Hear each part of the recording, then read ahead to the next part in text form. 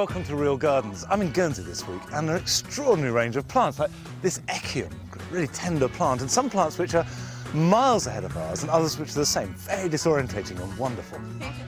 This week, Anne-Marie is on a watery excursion with Mike and Alison. I'm with our new gardener, Liz Collinette, in her colourful garden in Guernsey, and Carol is on Operation Clear Up in Diana's garden as they finally get some of her plants off the patio and into the ground.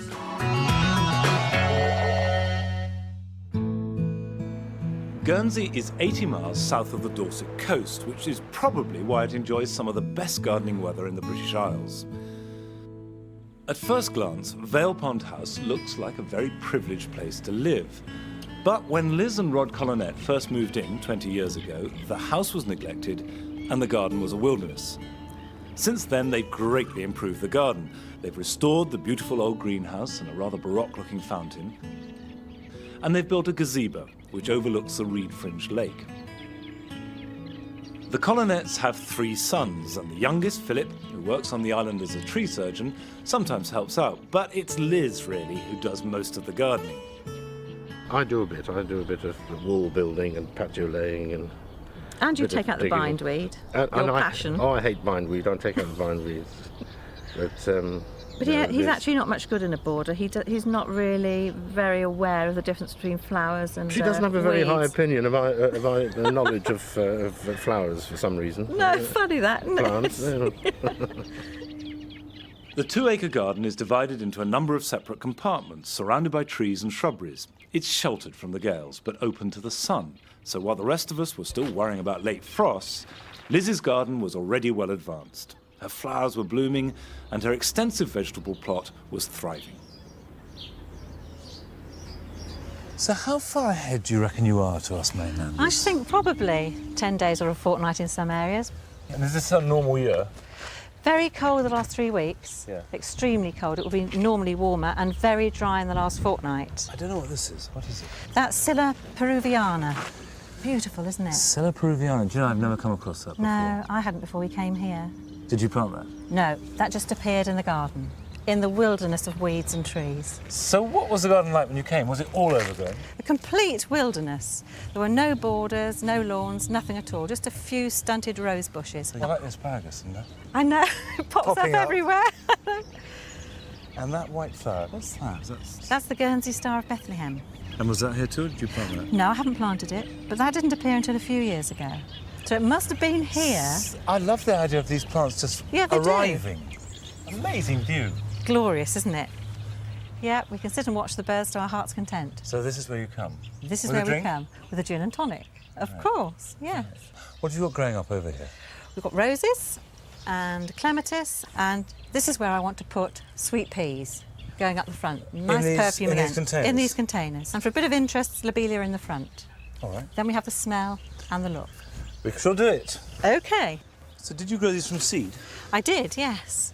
Sowed at the end of December, Uh-huh. ready to go out. And what colours are they? Mixed pastels. How many do you put in a container of that sort of size? I probably put 5 or 6. We'll just see how Really? we go. We'll see how we go. If they look a bit crowded, then we won't put too many.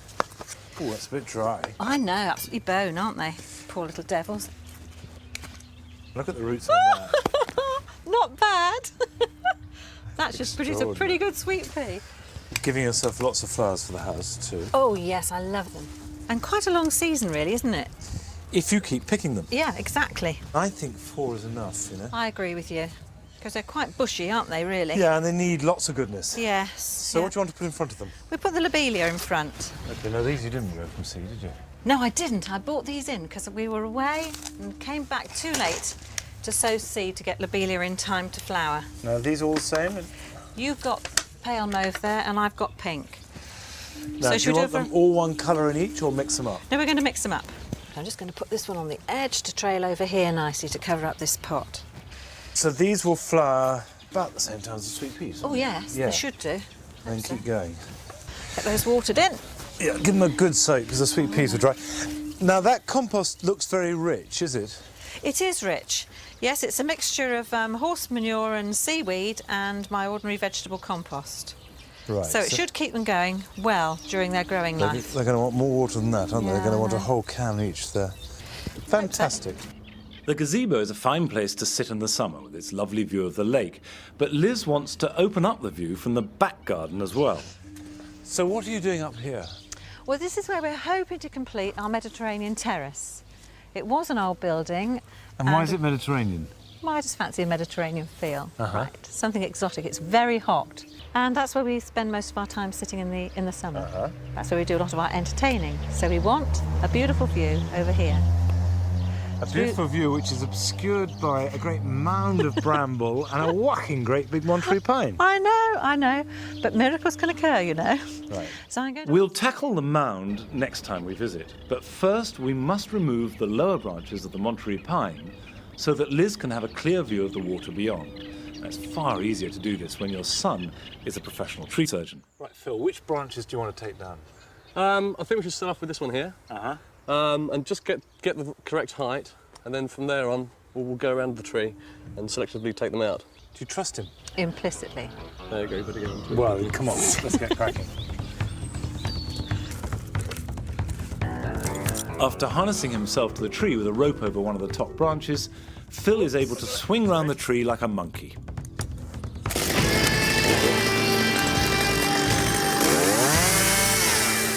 Phil removes the dead wood within the tree before taking out the bigger branches. This kind of treatment might look rough, but if it's done properly, it won't harm the tree.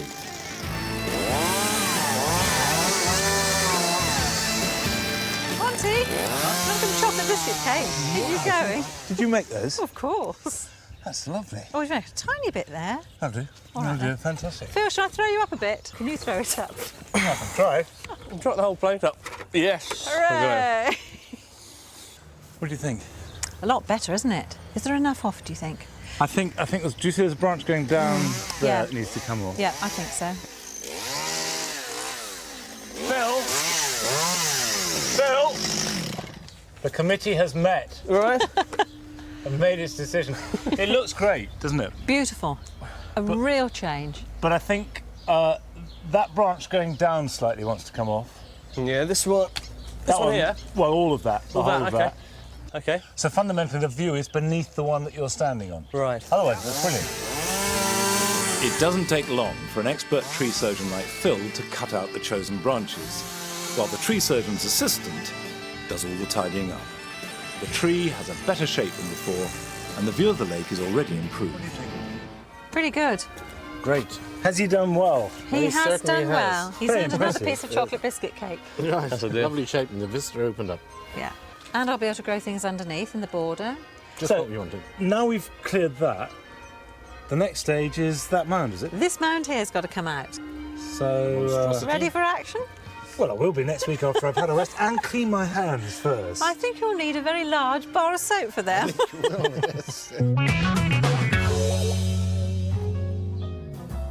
Diana Harold loves nothing better than pottering about in her garden.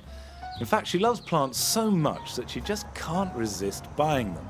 The result is that she's accumulated a vast collection of plants which sit in their pots on the patio. I haven't a clue where the plants are going to go. If I like a plant, I buy it. I cannot understand people who say, I can't buy it because I have no room. It's a collection that's getting bigger. I'm going to have to address it. But I just can't resist buying them. A few weeks ago, Diana roped in her son and daughter to lay new paths in the vegetable patch. Even her granddaughters were enlisted to help plant out the new beds. In fact, the whole area has been completely transformed since Carol's first visit. What a transformation! Isn't it lovely? It's totally different. You've got a potager.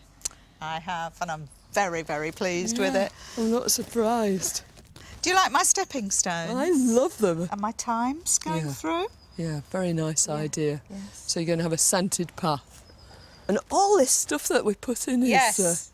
it's Yes. flourishing, isn't Yes. it? But what's been going on over there? It's fantastic, all this trellis and... Yes, I wanted to make a barrier between the road and my compost heaps. Have you noticed my compost heaps? Yeah, I have. They're no longer those rotting towers, are they? No, some friends came and helped me. Oh, well, yeah? actually, they did it. And I watched and directed. Yeah, you're good at that, aren't you? I'm very good at that. Yes. Comes from being a school teacher, I think. I'd like that trellis to be covered in climbers, different sorts of climbers, and I've collected a few. Never. Quite a selection to choose from, isn't there? I love climbing plants. I've noticed. I think they give a lovely dimension to your garden. Yeah, lots of people forget about that, all that sort of vertical bit, don't they? In we go. It's quite a jungle in here, isn't it? I can see several honeysuckles. Yes, I'll take them. They might get giddy, you know, being moved around like this after being here for so long. You're so rude. A couple of roses. And how many clematis? I think there's about 9 clematis. 9, is that 9, all? I think. Don't forget your pièce de résistance. Here you are, just as gold. Yes, Isn't thank that you. wonderful? Wonderful. Before we plant up the trellis, Diana wants to replace the tangled passion flower, which scrambles up a wall on the south side of the house. It's a bit of a mess, isn't it, really? Not a thing of beauty, is it, at the moment? By giving this passion flower the chop, we're freeing up a prime position, as the south-facing wall will always be a few degrees warmer than the rest of the garden. Diana could put something tender in here, but because she's a rose fanatic, she'd rather use the space for one of the climbing roses in her collection. Gloire de Dijon. House walls are always a problem for the climbers that grow up them, because they keep all the rain off. That's why I've dug it sort of... Out a bit. Yeah, a good 18 inches, 50 centimetres or so from the wall. But also this muck will retain a lot of moisture too. Looks a very tiny rose, doesn't it, for a vigorous climber? Well, it's not that vigorous. It's going to be about 12 feet, so it should be just about right for here. It's suitable, and it's really important to choose a plant that's going to grow into the sort of space you've got. And when you put it in, just make absolutely certain that all this growth going backwards from the graft. Right. It's got 3 main shoots. So if you have one for the centre and one for each side, and you just train them up first on canes, just tie it in loosely till it gets somewhere like where it wants to go. Yes. And then make sure that that central growth you never cut back, because that's Right. going to go right at the middle of your wall. Diana's rose will soon be clambering up the wall. Eventually she'll put in wires to support it. 1 plant down, 23 to go. Now, I think the thing with this sort of really strong trellis is it's the perfect home for some of these things that'll twine themselves. The honeysuckles will just go wrap themselves in and out of this. Yes. And then the clematis will throw their tendrils round the honeysuckle and round the trellis itself. Just cover it. When positioning the plants, we're thinking about how they'll look together, as well as making sure they're not going to smother their neighbours. Yeah, this is just a Belgica. Where do you want it? This end too? What's just a Belgica? Well, it's not a fancy hybrid, right? It's going to be a vigorous, strong honeysuckle. It'll take off all over here and shoot out up your... Yes, I want your my fancy Montana at the end there. This one. Yeah, well, that can compete with anything, can't it? Yes, it's fairly vigorous, isn't it? And it's lovely, this one too, Diana, because you're going to get a long season of interest with it, aren't you, with this beautiful foliage. red leaf. Yes. The soil's so fertile on this ex-compost heap that we don't need to add any extra muck before planting. The clematis are planted extra deep to help prevent clematis wilt. Let's twist its cane and just put it under there, and it's off to a flying start. Diana's putting this golden ivy on one side to plant up the arch at the entrance to the vegetable patch. Now that we've put in almost all the plants, Diana's compost heap will soon be screened by a combination of beautiful climbers. But Diana has her own plans for that archway. I've got a climbing rose here called Shot Silk. OK, where shall I put it? Well, we could have it. Do you think on the arch? And what colour is it? It's Pink shot with scarlet? yeah. Oh, lovely. Oh, what? Oh, With your yellow ivy? You're joking. It'd be lovely. No. Really attractive. After the break, Anne-Marie is on a day trip with Mike and Alison in search of the perfect bog plant.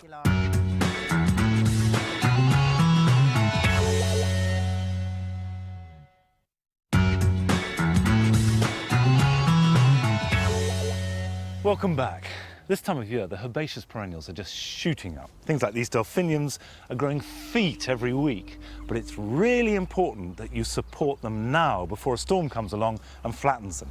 We're using canes and twine here, which works fine, but you can use anything else. Pea sticks, metal supports, doesn't matter what you do, but get it in nice and tight, and as they grow up, that will cover it. By the way, if you're using twine, don't just use any old string. This soft green twine or brown twine won't cut the new sappy growth. And another tip, when you're using canes, drill out an old wine cork, put it over the top, and that'll stop you poking your eye out when you go to pick the flowers or do a bit of weeding. Now, Anne-Marie Powell is going shopping again, this time in Stockport with Mike and Alison. Alison Buckley and Mike Woodall first began tackling their neglected and boggy garden in Stockport earlier this spring.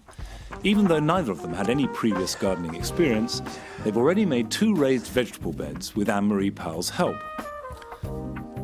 On her last visit, she helped them to build a boardwalk, which leads down through the boggy part of the garden. And since then, fired with enthusiasm, Mike and Alison have gone one step further by building a sun deck at the far end of it. But there are still no plants. It's another muddy mission for Anne-Marie. This really finishes it off, doesn't it? It's built in the same style as the boardwalk, inspired by it, if you like. Well, I'm glad something's rubbing off anyway that you like. God, Dead easy to build, dead simple. Do you know what I'd have? Go on. I'd have a hammock. I really would. I'd have a hammock across here and then just loads of bean bags and just keep it really, really relaxed. Just bring them out when you want them. Oh yeah, we'll have one of them. I tell you what though, you've got this gorgeous field just here, haven't you? And Yeah. you just can't see it. So I think you should nick that view. Get rid of some of this hawthorn here, this crataegus. Lop it back and just, you can admire the view. It's like a window. Brilliant. It's a nice idea, yeah. Do you like it? Yeah. Yeah, I love it. Well, you can do it then. Yeah. Yeah. Just cut off what you think's in the way, really. Wow. The farmer's gonna go mad. You know, moo cows will come in. I think that's a dead bit. Right, come on. Follow me. Don't look yet, right? Come up here. Don't look. Don't look. Now look. Oh, it's nice, isn't it? That's fab, innit? Put a nice hardwood frame in there, some leaded glass. What lovely that, won't it? We should start to think about some plants, shouldn't we? And you've obviously had the same idea, haven't you? Dug it over. Yeah, dug it all over. Yeah. It still looks quite weedy though, no disrespect, but it does. And some weeding. Let's get going on that. We need to get the fork down further into the soil because if we can't get into it, what chance have plants got? But you can see that it is quite damp here still and it hasn't rained for... About 2 weeks. Really? Yeah. What plants do you think should go into it? Things that will put up with that horrible muddy quagmire that we've had in here so far.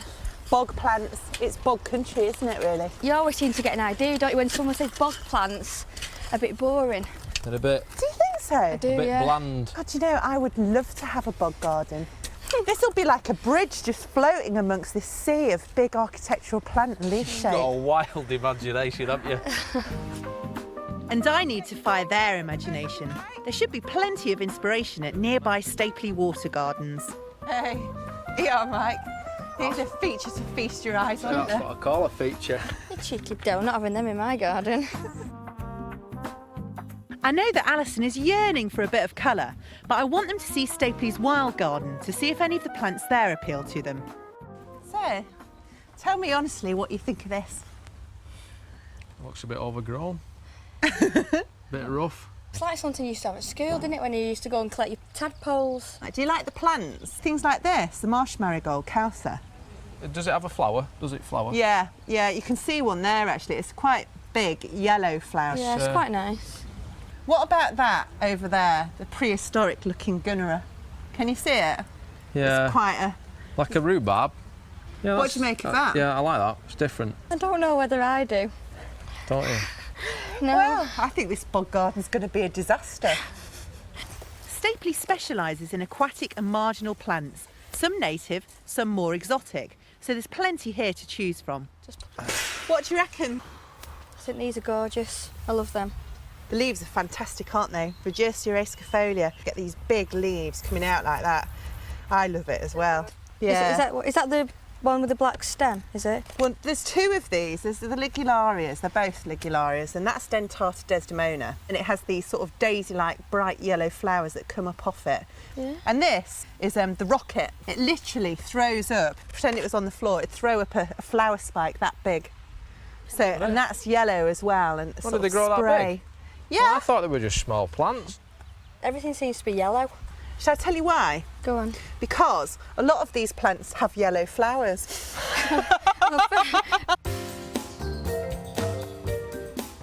A white arum lily will add some variety to the mix, but Alison still wants some colour, so she's choosing Lobelia Queen Victoria, which will have bright red flowers.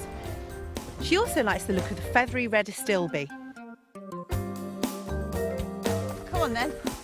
Back at base, the sun is high and our thirsty plants need a drink before we put we'll them give into the ground. I'm a bit worried about you not liking these plants, you know. Well, I'll be honest with you, they actually look better now than what they did before. Oh, God. So we'll see how it goes. I'm pleased you said that. I thought we'd plant this gunnera, though, first, or at least place it. I think you need to put it right there. So we have to clear all that brick because it likes it really, really nice and meaty, the soil, Okay. lots of food and nutrients. Is that going to fill that corner? It'll grow massive. It'll just really end your whole bog garden, you know, with a Right. bog monster, if you like. We have to resist the temptation to place things too near the boardwalk, or it'll soon be submerged beneath foliage. This is ornamental rhubarb, and it'll soon be enormous. Fab. Now for my favourite bit, the planting. We'll start with that ligularia. Because these are marshy plants, bog plants, you still plant them in the same way as you would a normal herbaceous perennial or a shrub. Dig a hole, stick your compost in, add some bone meal or fish blood and bone, stick your plant in, water it, watch it grow. That's the theory. What are you standing about for? Do you think I'm going to do it all? Yeah. That's wishful thinking, mate. Come on, Grab a then. spade.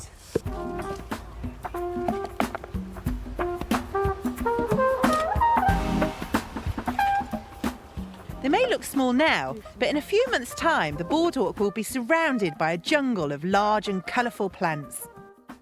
You still need to put some sort of mulch on there. Bark chippings would be ideal just to lock in that moisture in. And it's a good idea to put gravel all around the outside of the plants that the slugs might like. But this is the most important thing. I love it. Really gets you to see your plants and what's going on with them. I reckon you should do this. Yeah. It's time you got to know them, innit? Yeah. Okay, thank you. That's it for this week. Next week, Anne-Marie is up in Stockport with Mike and Alison, and Carol is down in Devon with Adrian and Debbie, and I'm back here with Liz in Guernsey. And also, it's Chelsea Flower Show week, so we're going to be taking all our real gardeners down to London to show them an inside view of the RHS's most prestigious show. I'll see you then. Bye-bye.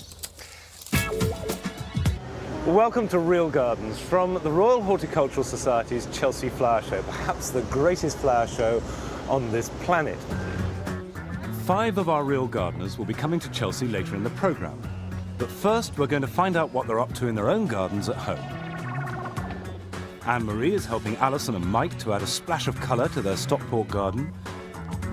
Carol is bringing a touch of glamour to Adrian and Debbie's Devon patio. A hat for Chelsea, what do you think? And I'm in Guernsey with Liz Collinette, making her start on her new Mediterranean terrace.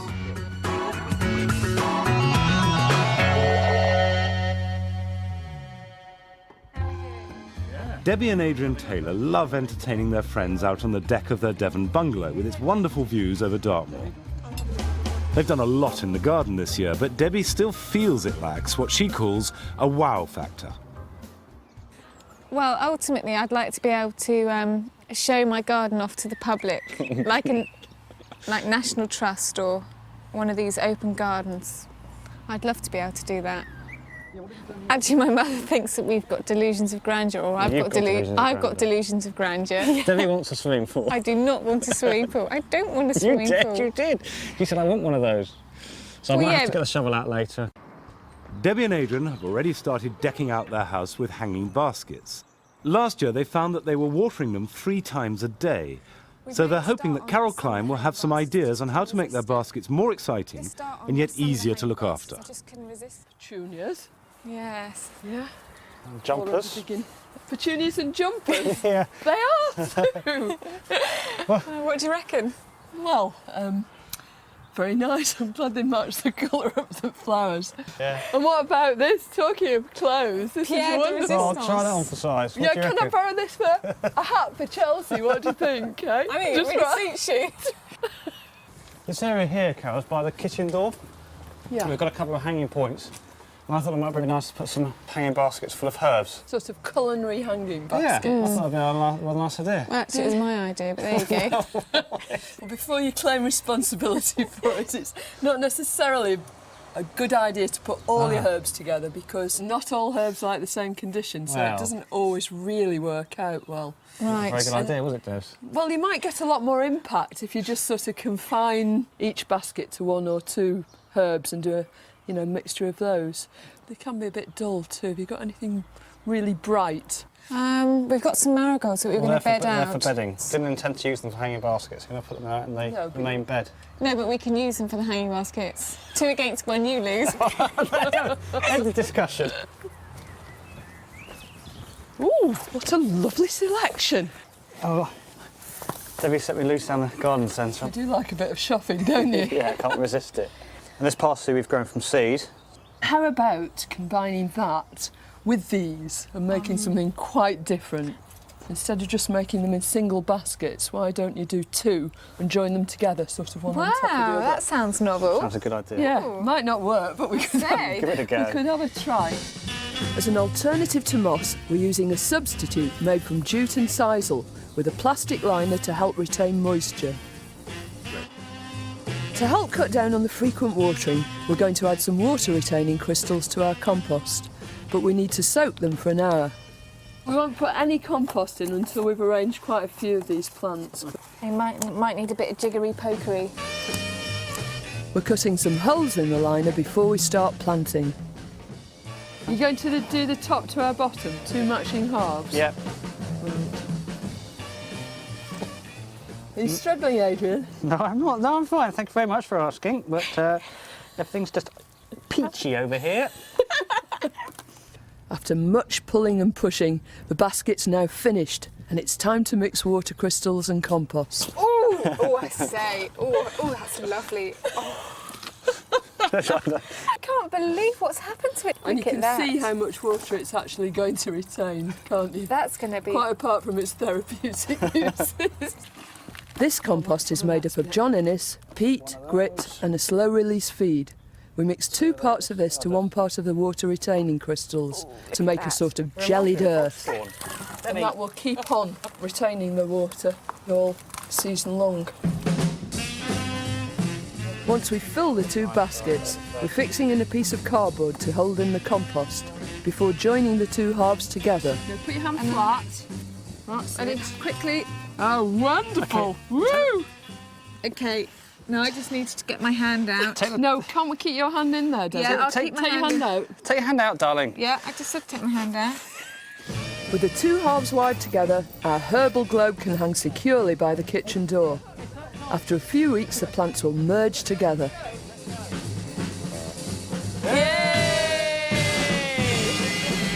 But somehow, I don't think we'll find anything quite like it at Chelsea.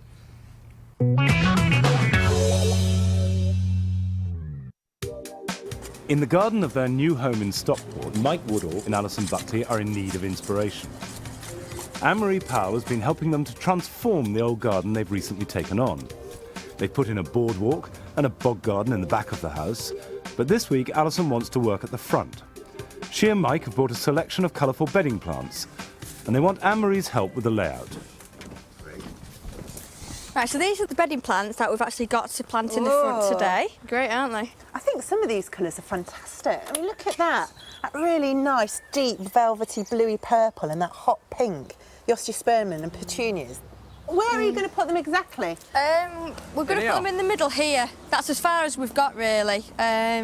Yeah. Take these tiles out. They're roofing tiles, aren't they? Yeah. And, oh, I've got some seeds as well. Oh, have you? Yeah, forgot about them. Oh, wow, they're brilliant, aren't they? Yeah, they're Red great, aren't they? sunflowers, they're really nice. Well, to be honest with you, I just bought them for myself. I didn't know whether I was going to put them in here. I might have put them in pots, but I just fell in love with them, so that's why I bought them. You've got some good colour combinations, haven't you? I mean, it's all bedding, isn't it? Yeah. I mean, this African daisy, we use it as bedding over here because although it's a herbaceous perennial, it tends to die off over the winter. I'm not sure about the whites. I think it's a bit too attention-seeking. Oh, we quite like the white, don't we? It makes the others stand out It's more. a contrast, isn't it? Well, we'll sort it out anyway. Anyway, it's our garden. We're having it, aren't we, love? We're putting the old plants on one side and removing the tiles, so that then we can prepare the ground for the next stage. While Mike digs in some compost to improve the soil's texture, I'm adding my favourite fertiliser, fish blood and bone meal. Our new plants should be well happy. So if you stick those kind of towards the middle. OK. We're sorting the plants into order of height. Alison's chosen 4 colours: dark pink, purple, scarlet and white. The basis for a simple, modern geometric design. Just kind of sprinkle it. So it's time to mark out these beds, isn't it? We'd have a strip of sunflowers going down there. Yeah. We're using a plastic bottle full of silver sand to mark out the design. It doesn't have to be perfect. No. It's big stripes of colour, bold colour, with the sunflowers really tall in the middle. Yeah. Then going down to salvias and verbenas. Then osteospermum, one colour here and one colour here. So if you grab the osteospermums, Yep.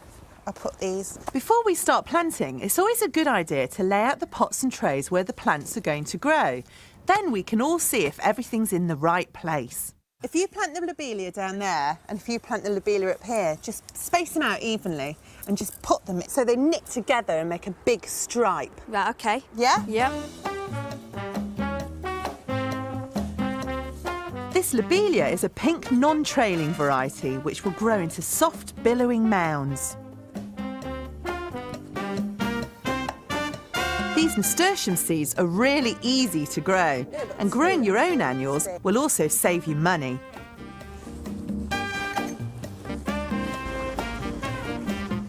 It's important not to start bedding plants too early in the year, just in case of late frosts.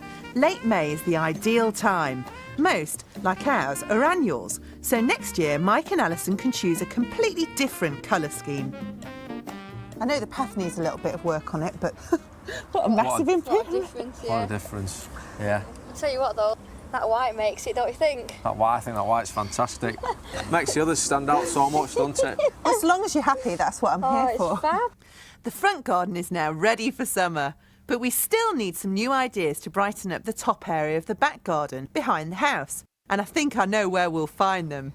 This middle bit's a bit lacking, isn't it? We need It's a bit some of a ideas, mess. don't we? Have you got any? Not really ideas, we just want some lawn and we want to get rid of the straight edges. Well, you'll get loads of good ideas at Chelsea. That's the great thing about it. They get scrubbed up. Yeah, it's a at bit Chelsea. bit posh down there. Rather posh. Let's get on with it. Should we get in the shower? Not together. Why?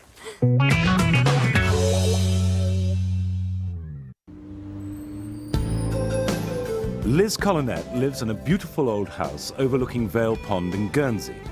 She and her husband Rod are lucky enough to garden in a mild climate.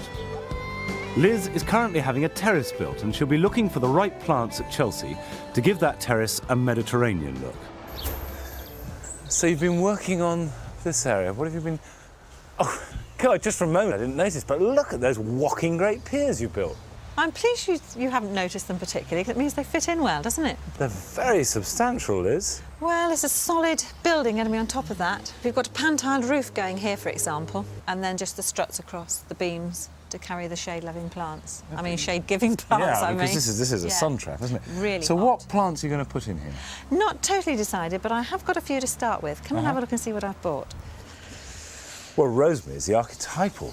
Mediterranean plant, isn't it? Yes, should be good. So that's fine. And the You've got phormium quite a- likes the sun as well. Yeah, I mean, that comes from New Zealand, so it'll be fine, but it's particularly good at taking exposed sites. Well, that's great for our winds in the winter. It looks good in a pot, too, as an Yes. architectural plant. Yeah, good colour, good shape. OK, fine. So do you want to put these in these two pots? Yes, let's get going and do that, shall we? I've got Okay. ordinary garden soil for the rosemary. I found that the one weak point of rosemary is if it gets wet and cold in the winter. And It can when- take cold, it can take some wet, but it can't bear standing in cold wet. No. Well, that doesn't happen here. No, well, I guess so it we're doesn't. all right. Got to put some soil in. No, I'm just thinking, we've got lots of room in there. How about that? Or Yeah. do you want to sit a bit higher? A bit higher, I think. OK. There we go. Yeah, that's about it, isn't it? Yeah. There you go. I know, obviously water that in. I mean, that's all you have to do for rosemary. You get these from a local I did. garden centre. Yes. Oh, I tell you what, there's something odd here. Look at that, Liz. Isn't that extraordinary? It's been repotted. The roots have hardly grown through at all, except on one side, Just this one, look. which has grown down here and created all this root. But this should be okay, shouldn't it? Yeah, well, I mean, feed it and look after it. Keep an eye on it. Yeah. OK, you put some crocks in there, because that'll need some drainage. OK. How do you make up your potting compost? That's ordinary vegetable compost that I make from the kitchen and garden, and I've incorporated some seaweed and horse manure. It's Yeah. very nice stuff. It's very sandy, which stops it being too rich. Well, I guess that's from the seaweed, you see, because when you gather the seaweed off the shore, you're bound to get a bit of sand in it. Because there would be a risk doing it just in compost. It'd be a bit rich, and then it Yes. wouldn't drain properly. No, I like this tool. What's this? that's a Guernsey planter. It's very good. No garden should be without one of them. How did you bend the handle? Extra strength one morning. Right, shall we try that? Fit in there. It's about the right height, actually. That will look good. I think it will. Water it in, and that's your Mediterranean collection started. Pretty good. All the way from New Zealand. Liz wants to improve the view from her terrace by removing a brambly mound. So she splashed out £100 on hiring a mechanical digger. The man driving it comes to nothing.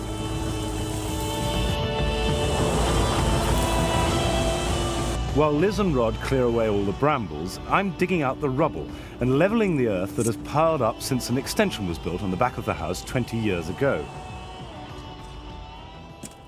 That's probably as far as I can take it without making any more mess. It looks pretty good. Huge area, but wonderful view. OK, it needs more tidying up, but then what? I'm going to think about it. Come to Chelsea and we'll look for plants. I mean, I'll get that's some where good you'll get ideas. the inspiration. Exactly. Yeah. What a good idea. And also, I need some plants for my Mediterranean terrace as well. We've got to put You'll get Chelsea for everything that. there. Everything. Succulents. Yeah. Be wonderful. Right, so now we know where our real gardeners are coming from. We're going to go round the show with them to see what captures their imagination. And believe you me, there's plenty here. This is one of the most exciting shows I've ever been to. Oh, look at that. See, now that is what I want.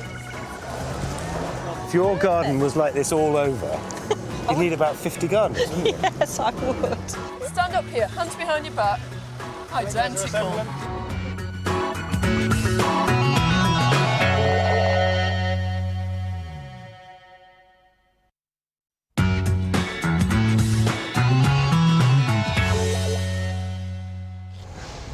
Welcome back. So this is Chelsea, the classiest show in the whole horticultural calendar.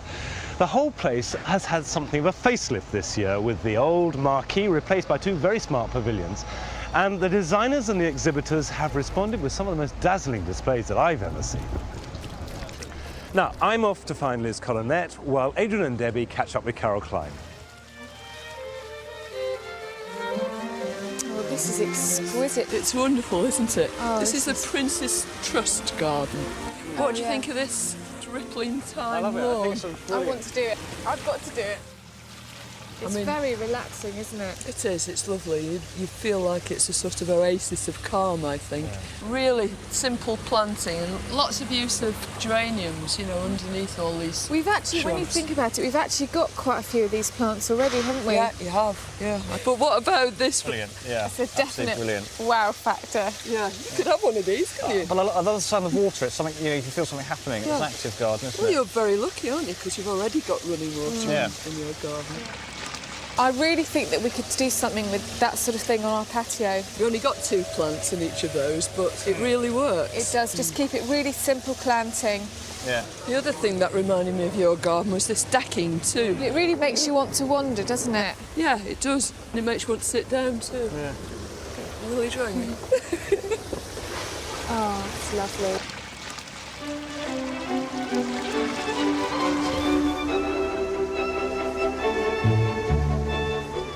I'm taking Liz Collinet to one of my favourite show gardens. Now, what do you think of this garden by Arabella and Lennox Boyd? I think it's absolutely incredible. It's so elegant and so clean in design. I love it. But I bet you can't grow an olive tree. Oh yes, we could Really? grow an olive. So you could actually have olives like this in your Mediterranean bit? I could in a tub, which I might have Right. to take in the winter just for a day or two. Would you use a metallic tub like that? No, I don't like this cold colour for my garden. What about this planting underneath there? I could certainly do that, but I'd use a local daisy called St Peter Port daisy with more pink in it, which I think would look great with this silver leaf. And how do you feel about the contrast? And she's got these silvers and she's got these grey stone and the bark and all, and then it contrasts and then something incredible. That orange of the poppy and the intensity of that sort of chocolatey brown of the iris. And you've got the wonderful alliums and this intense colour. Do you like the way she's contrasted those? I think it's too new a concept for me to sort of take in quickly. I'd have to think about it. Guernsey couldn't handle it. Oh, I don't know, in time. You never know. What about that for a lawn? Oh, God.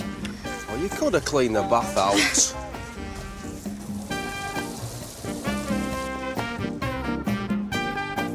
Lawns again, look. Yeah, it's lovely. Nice, isn't it? Not our cup of tea, but... No, it's nice, but not for our garden.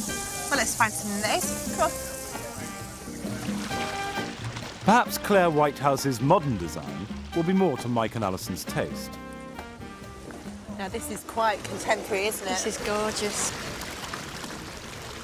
I like the planting. There's enough colours to make it interesting, but it's not too bright. That's right, it's quite sophisticated, isn't it? And Yeah. you've got lots of rhythm and texture and interjections of subtle colour. Subtle colours. Going to be different from your front garden, isn't it? Very different, Just yeah. a bit, yeah. I like the way the garden's quite fresh. It's quite bright, you know, even on a rainy day. Gorgeous in the lawn. Why do you like that so much?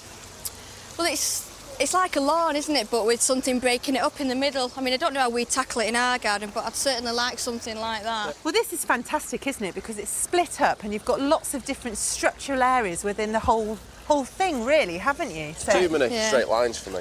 well, there's no No, reason this- why you can't yeah, curve them round. Oh, these Beautiful. stones. Look at these stones. The glass, it's gorgeous. I love this idea. That is so stunning. Now we're off to the marquees for the floral displays. There are brilliant stands to suit all tastes, so the displays often provoke strong reactions. People either love them or loathe them. Now, this is a massive group of plants that will do quite well in your shady areas in your garden. I mean, up near the house, it's really quite dark, isn't it? Yeah. Do you like them? No, they're awful. Why do you think that? I mean, they'd look nice in my grand's garden, but they certainly wouldn't look nice in mine. I thought you'd like them because they're so colourful, aren't they? And with shade, there's not an awful lot that you can grow that's that bright, to be honest. I quite like them. No, I mean, that one's quite nice, that one up there. Yeah, Celia Smedley. But other than that, no, they're not going in my garden, I'm sorry. Such a contradiction. One's bright, but doesn't want bright. Now, this is Brian Hiley's stand, and I thought there might be things that you liked here. I do actually. I immediately love some of them. I like this one, Echeveria. That's dramatic, isn't Yeah, it? now that's- And soft and beautiful. Very, very beautiful plant. And I like this one for the shape as well. I like the spirals, and I quite like the zany bit that goes up here. That appeals to me. Okay. All right. Yeah, I Not don't, really? Not really for me, but it doesn't matter. And it would look good close to this one. Yeah. And that's a wonderful foil, really, for other It things, is. isn't it? Would you grow that in a pot, or would you plant it out? A lower pot, I'd put Right. that in, with my combination of planting, I think. All right, what about the grasses? I love those festuca. Well, you know, grasses are new to me, and I'm having to get used to them. I can see that I would like that in time to come, but not quite at the moment. Anything else? And I love this, because this would look really good with my cool greys and things.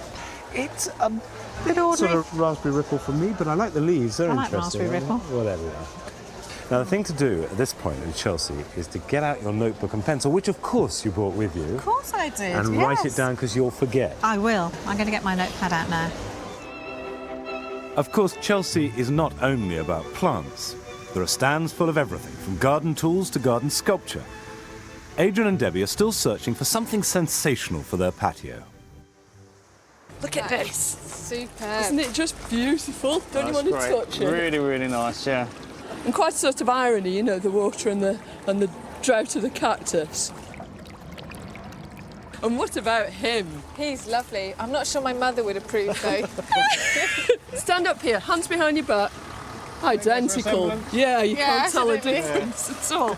And isn't this just beautiful? I think that's absolutely fantastic. It's so organic. And you know what it is? No. It's a kissing seat. Oh, Come on, Deb, you let's take give it a that go. back. Oh. And I'm Piggy in the middle again. Oh. Now, all our real gardeners have had a good look round the show and they've formed their own impressions. So what do they feel they've got out of it?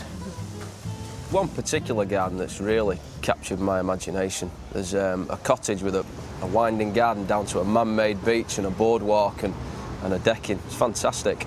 The effort that's gone into it has given me loads of ideas, and I never ever thought I could get excited about plants, but being here today, it's made my pulse race. I've actually seen a water feature today. Now, I came here for inspiration, and it's certainly given me that. I've just got to have it. It's just delicate petals. It's just the way the water falls. It's just not your average water feature, and I'm going to go home with the idea of getting one. I've loved the sheer elegance of some of the stands. They've been a real eye-opener, a real delight. And I was really surprised by the range of world plants, from the carnivorous pitcher plants of the tropics to the succulents of the desert and everything in between. It's been wonderful. Yeah, it's been really nice just wandering around and talking and discussing things and saying maybe we could have that in our house, and so Dev's just saying no, we Trouble is, can't. Adrian's always got the most expensive taste. That's the problem. No, that's what you have. If there's anything, I think what we realised is we've got so many plants in our garden that we could use more effectively. You know, we see plants here and say, wow, doesn't that look great? Yeah, absolutely. And one of us points out, we've got that, but it's in the wrong place. So we're desperate to go back and get started. Start We've the obviously gardening. got a lot to do. Well, that's it from Real Gardens at Chelsea Flower Show, and we shan't be back for 2 weeks. But I'll see you then. Bye-bye.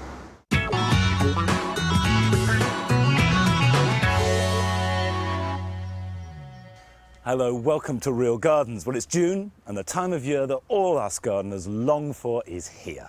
And you can guarantee that none of our real gardeners are going to be wasting a second of these precious summer days. This week, Anne-Marie is helping Lisa put the finishing touches to her London garden. I'll be discovering the treasures in Liz's Guernsey greenhouse. God, look at all of them. Look at that. Oh. And Carol is making a final blitz on Diana's plant collection in Felixstowe.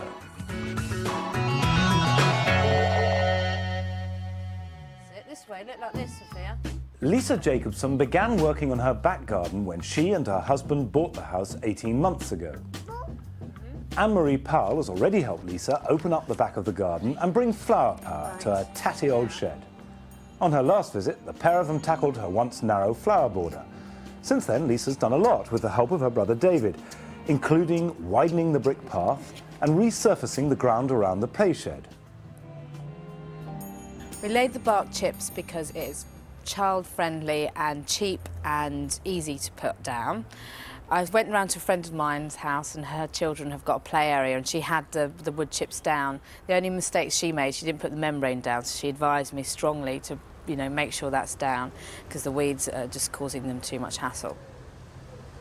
The chips may be down, but since this is Anne-Marie's last visit to Lisa, the two of them have got a lot of work to do if they want to complete the colourful, low-maintenance garden that Lisa dreams of. Wow! Yeah.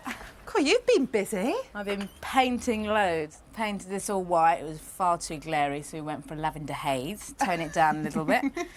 And we got a carpenter in as well to build that up because that was getting really messy. But it looks much better, doesn't it? Definitely. Yeah, and this is growing, isn't it? Yeah, it looks fantastic. Every time I look at it, I'm like, wow. You've got a bit of weed coming through, though, haven't you? So... Yeah, which is a problem because I haven't got time for weeding. So I bought some white stones. Oh, that'll and be mulch. good.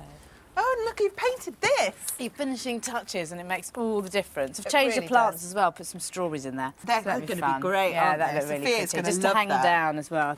This is a frame for the trellis. We've broken down the old fences that were up, split them up, and Going to use these to create some sort of... That's up to you, Anne-Marie. Oh, wow, artisticness coming on, oh dear. Don't know, I might have to get a thinking hat on. What's this? That's my neck scarf. Oh, lovely. On my first visit here, Lisa and I broke up an old blue fence panel, which we're hoping will provide us with the horizontals for her new trellis.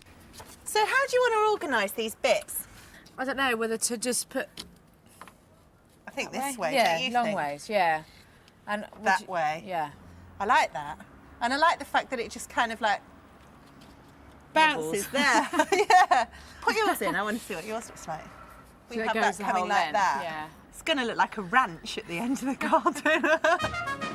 This rough organic style is right up my street, and the trellis will give Lisa the sense of security she's been longing for at the end of the garden. People are going to love this or hate it. But I think it's good. We've managed to recycle some wood, which is always a good thing. Yeah, definitely. What are you going to grow up it though? I've got a passion flower in the front. It hasn't been doing very well. It's in a pot and it's evergreen and it's got fantastic flowers and bears fruit. And it can just sweep Yeah, over yeah, this that'd be lovely. cowboy trellis Yeah. you've got. More ways than one. Let's get it. Lisa's pot-bound passion flower has been languishing on the shady side of the house for 2 years. Now it'll get the sunshine it needs to encourage it to flower. It's nice and light. It's because you don't water it. It's Digging got and compost. flip-flop. We're not going to add much fertiliser because plants in very rich soils often grow too many leaves and not a lot of flowers. Right, just pull the pot away, Lisa. So just kind of put it in around here. With luck, the whole trellis will soon be dripping with passion fruit. Next up, Lisa wants to paint the long, boring fence that runs along the left-hand side of the garden. Right, should we start with this painting? Why have you decided to paint this white? Because it's really bright in here. It's sort of a Mediterranean kind of vibe and extends from the house, basically. And then it's a nice background for climbers. There's still masses to do, but luckily big sister Suzanne turns up in time to take over the painting. This leaves us free to weed the new border ready for mulching with the 2 different coloured gravels that Lisa's chosen. I really like the limestone because it's that chalky effect, but I like the white because it ties in with the fence. So mixing them together, it'll dull it, but give that chalky Mediterranean feel. What do you think? Be a good mulch. Yeah? Yeah. There are lots of materials you can use as a mulch, from bark chippings to spent mushroom compost. This gravel mixture will look great with Lisa's white Mediterranean style. These days, most garden centres stock pebbles and gravel in all sorts of colours, so there's no excuse for not being adventurous. Mulching is a good way to keep weeds down, as well as locking moisture into the earth. A good tip is to place a plant pot over any especially delicate or small plants before mulching, which will prevent them from being damaged.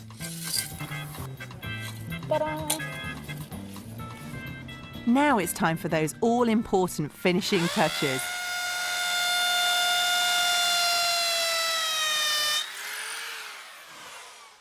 Suzanne? Yep. Can you give me a hand? Because I need you to hold it in whilst I screw it. You could plant these, couldn't you? I could try. These aluminium planters will make funky window boxes below the kitchen window. I always end up doing my sister's dirty work. Lisa's chosen a selection of herbs to grow in them.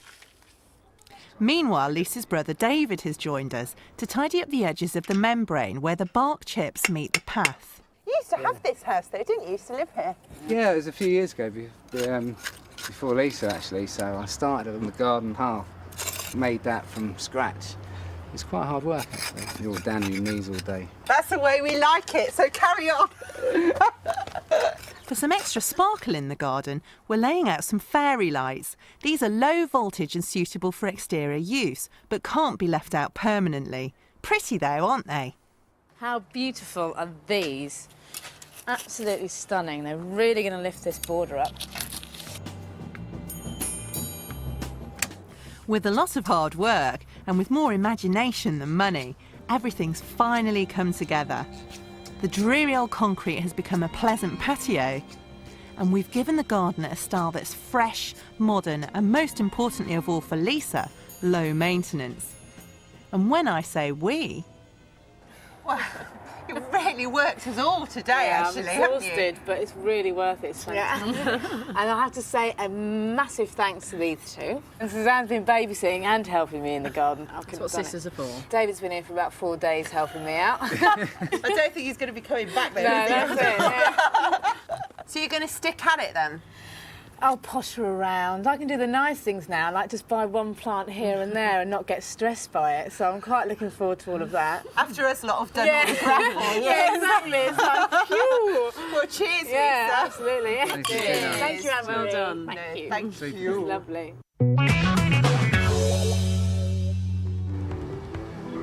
With its splendid views, well-stocked borders and thriving vegetable beds, Liz Collinette's Guernsey garden is a triumph of good planning and hard work. But it's an achievement that has come at a cost. I used to like the physical side of gardening a great deal more than I do now. But 12 years ago, my back began to hurt, and that meant I had to give up using a fork and a spade. So now I do all my gardening with this little 4-inch fork. But it gives me a very intimate knowledge of my soil, I can tell you. I know every bug in it, I reckon, and I know every germinating seedling, whether it be good or bad. So that's an advantage. This year, Liz has had help from her youngest son, Philip, husband Rod, and yours truly. We've been working on opening up her view of Vale Pond from the new Mediterranean terrace that she's been creating in her back garden.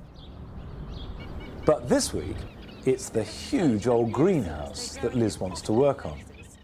Yeah, this is the biggest private greenhouse I've ever seen. Is it really? 75 feet it is. It's huge. It's a miracle, really. Hand-built round the big curve in the wall. Was it here when you came? No, it was completely derelict. Brambles over the top, glass fallen in, collapsing wood, so we had to clear the lot and start again. Well, well, well. So, what are we going to do to it today? Well, what I want to do is shade it, because it gets very hot. I want to protect the crops inside, so I'm going to mix up a lime wash and chuck it up on the greenhouse. Why chuck it up? Why not brush it? Well, I can't get up there. So that's what you do every year? Yeah, I do. Yeah. Oh, see this. Come on, then. Do you always use lime? I do, yep.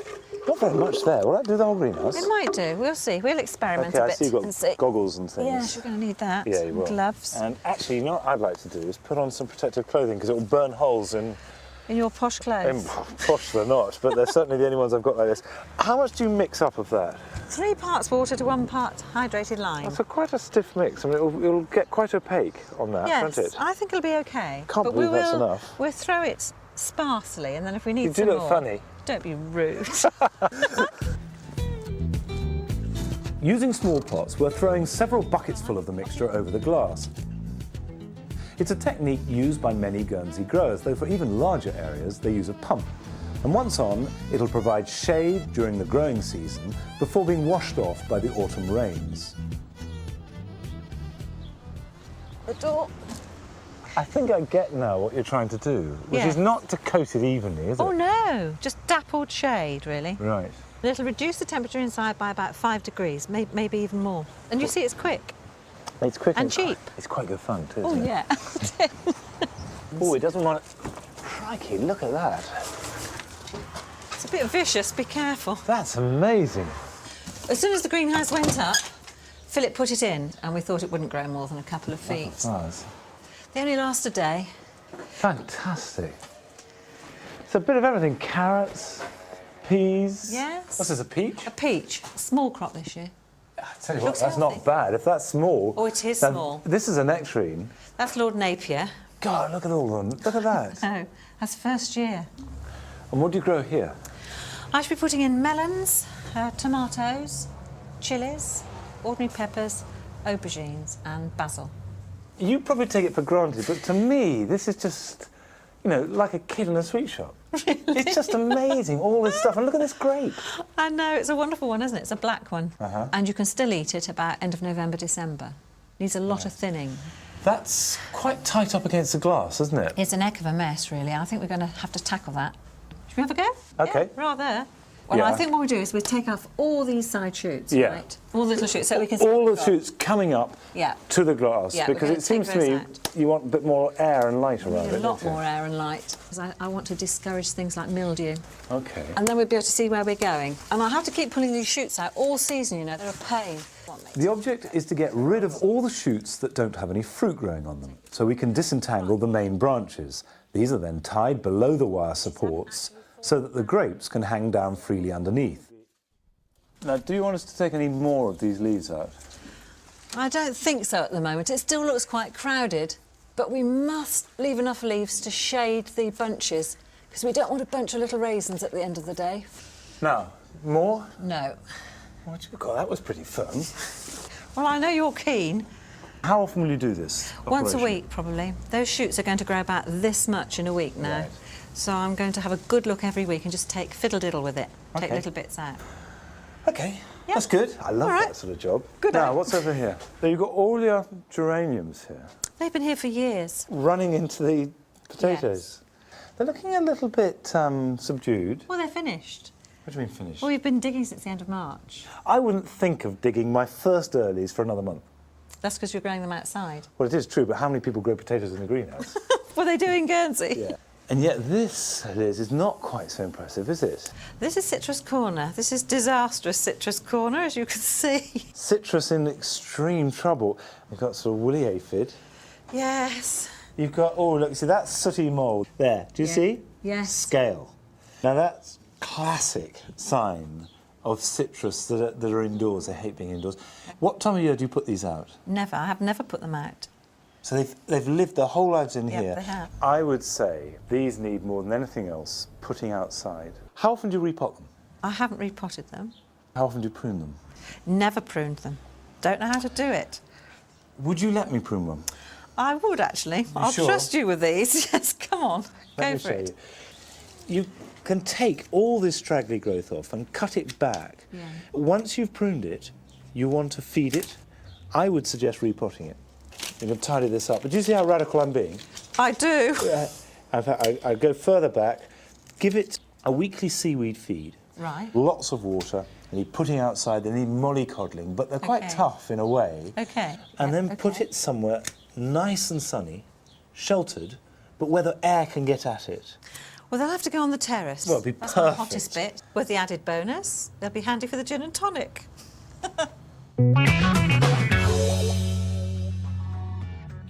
After the break, Carol is launching an attack on Diana Harold's plant collection. But will she finally get all those plants into the ground?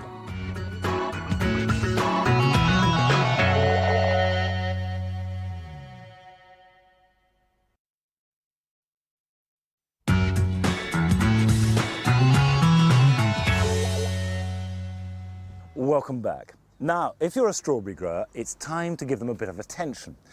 And the important thing to do is to make sure that the ripening fruits don't rot as they sit on wet ground or get dirty as the rain splashes soil up. And the conventional way of protecting them is to put straw around each plant. Then the fruits sit on the straw, they stay dry and they stay clean. But if, like me, you've got really wet, heavy soil, I found that this is a haven for slugs, and they just whip out and eat your strawberries before you can. So what I do is to use horticultural grit instead of the straw. Put it round the plants in exactly the same way. It works really well at keeping the fruit dry and clean, and what's better, it keeps the slugs away. Now, Carol Klein is off to Felixstowe, where she's seeing Diana Harold for her last visit. Diana is a retired schoolteacher who has her own home in the leafy outskirts of the town. The garden, which surrounds the house on all sides, has sprung to life since our first visit in March. Some areas, like the vegetable garden, have been completely transformed. Diana is a compulsive plant collector, and her backyard is crammed with plants in pots that she hasn't been able to resist buying. In we go. Last time Carol was here, they managed to get some of the plants into the ground, and that did make quite a gap in the collection. Since then, Diana has been shopping again. Where's that hole gone that we made? Yes, well, I've been to a couple of plant sales. And you actually bought a few plants? Well, I needed them, Carol. I needed them. Well, look, this is my last visit and I'm determined that this place is going to be completely clear. You've got your work cut out with this lot. I'm sure we have, but come on, let's go and have a look for a few places to put them. OK. Right. Diana's got a shady corner under a lime tree on the other side of the house, which could provide a home for some of the plants. But it's going to need a lot of work first. Well, bit of a wilderness, isn't it? It's my jungle. Got any tigers in there? No, got brambles. Yeah, and lots of cultivated plants in here too. Yeah, but they don't stand a chance, do they? I No. mean, these brambles, they're very invasive, aren't they? They are. And we're really going to have to work hard to get rid of them, so no time like the present. Let's have a go down here. The first step is to take out some of the plants that Diana wants to save. Of course, this isn't the best time of the year to move plants, is it, really? No, it's not, but we've got no option at all, have we? No. I mean, all plants are best moved in the dormant season, but if we're going to get that lot in, then we've got to do it now. These brambles come right down to the edge of the path, don't they? They're going really thickly and lushly. I know. I've cut them back once this year because I was frightened they'd arch over and make more plants. So yeah, because they root on the tips, yes. don't they? The only problem with that is that any kind of pruning promotes vigorous growth, so... Although, you can't win, can you? You see, if you were one of those gardeners who believed in using chemicals and you'd spray all the top growth... Oh, no, I can't have chemicals used. I'm organic, you know. I mean, the thing they used to recommend as a bramble killer was closely related to napalm. You know, it was Agent Orange. Oh, nasty. Yeah, very nasty indeed. I think this might go down to Vietnam, actually. Still knobbly. It's important to dig out as much of the root as possible because any bits left in the soil will regrow. Well, I'm afraid I've snapped it a bit, but at least it's severely set it back, hasn't it? Yes. Brambles have their uses in the garden if you have the space and want to attract wildlife. The dense thickets are the natural habitat for many birds and insects, but Diana wants them out to make space for her plants. Well, I don't know about you, but I'm completely knackered. Yeah, you look a bit tired. Oh, thanks. The bramble roots would start growing again if we put them on the compost heap. So Diana will take all this rubbish to the tip. But for now, it's back to the collection for some suitable plants. So we want anything that's going to grow in dappley shade. Right. There's plenty to go at, isn't there?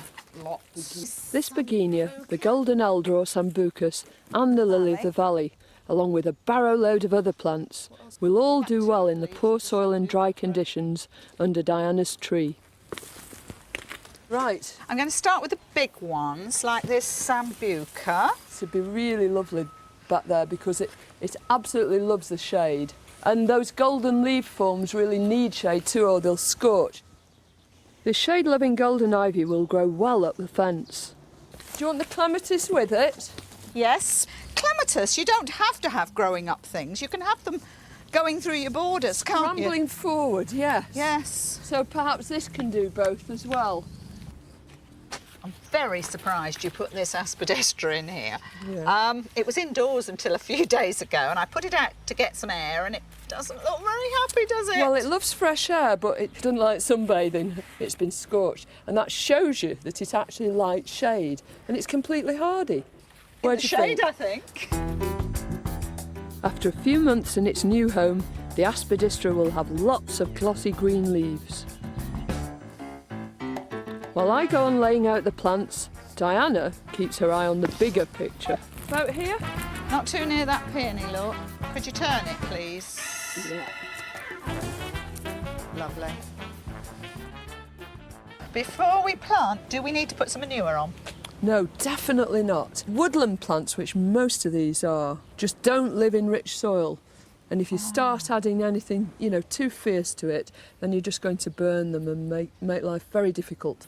So we don't have to do any of that. We can just concentrate on planting. Super.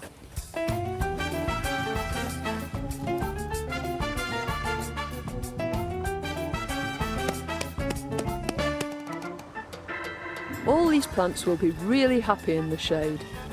Now we need a place for the sun lovers, and Diana has already enlarged her island bed to make room for them. It's so open and exposed and sunny. It couldn't be more different from the other place, could I know. it? It's lovely, isn't it? Yeah. Look at these brilliant plants you can grow in here. I know. I've never seen a verbascum that big. I'm good on my verbascums, aren't I? It's time to attack that plant collection again. This time, it's sun worshippers we're after. New table pot's been there a long time, I think. Pass it to me, I'll take it down. Choosing the right plant for the right place is one of the essentials of real gardening. Any good nursery will tell you which plant should go where. Well, that's really just about it, isn't it? There's just that verbascum down there. Yes, a lovely one to go in the middle, won't it? It So will, tall. won't it? And look at that wonderful collection. Aren't they beautiful? I'm afraid I'm not going to have time to help you plant them, but I've no doubt at all that you'll do them all tomorrow, won't you? No, I won't do them tomorrow, but they will be done in the next few days. Yeah, I really thought we were going to get rid of everything, but we haven't quite made it. I don't think I shall ever get rid of everything. Do you know, I don't think you will you?